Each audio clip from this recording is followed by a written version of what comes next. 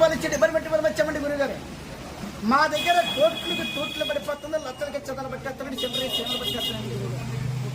మీకేమన్నా డబ్బుగానే దానిగానే ఏమన్నా లోటుగా ఉందని చెప్పండి, పగిలిపోయిన వాడి మీద 10 కోట్లు పంపించేస్తామని, మూతిలేని లారీ మీద 3 లక్షలు పంపించేస్తున్నామని గురుగారు. 3 మురికాల కడికి వచ్చుంటే రేపొద్దున 10 నుంచి పంటకాల కడికి వచ్చేస్తాండి లోళ్ళు. మా దగ్గర బంగారం అంట మీద తీసుకొని తట్ట మీద ఆరేసుకుంటారు. పింకెత్త పేలిపోతుంది, ఇదికే తిరిగిపోతుంది, చెమటి గెసిపోతుంది, గమ్మ జారిపోతున్నాడు, ఊటీ నెంబర్ 1 కలప.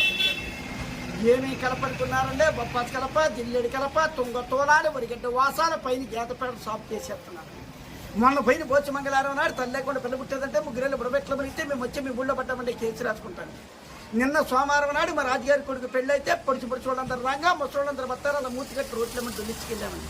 వాళ్ళకి ఏమేమి భోజనాలు అనుకున్నారంటే బూర్లు అన్నారంటే బూర్లు ఇంటి పక్కలప్పి గారెలు తబల్లప్ప అట్లు ఇంటి అరిగిపోతారు, 2 దప్పర్లు వచ్చండి, 1 దప్పర్లు ఒక పక్క దవడపళ్ళు ఒడగొట్టుకున్నారండి.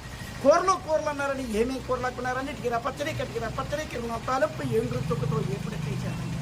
కాటికి అన్నారంటే కాటికి పెడితే కడిగెత్తపోతుంది, చిలకం పెడితే తూర్తెత్తపోతున్నారు. మా ఎంకడికి ఎత్తగారు కొట్టుకడికి వెళ్ళి కేజీ మిరగాలు తప్పించి కచ్చాపచ్చ తప్పించి రెప్పలు తప్పించి గుడ్లు కట్టించామండి గురుగారు.